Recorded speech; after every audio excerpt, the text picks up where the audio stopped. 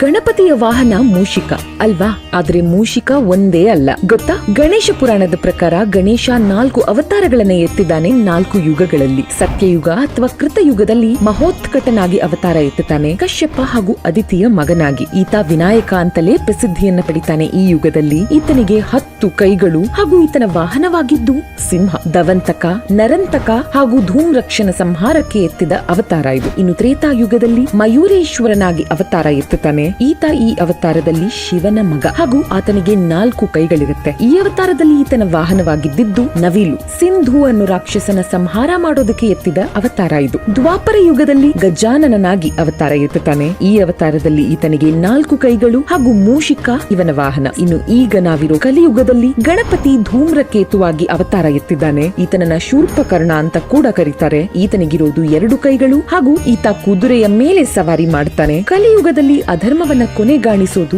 ಈತನ ಗುರಿ.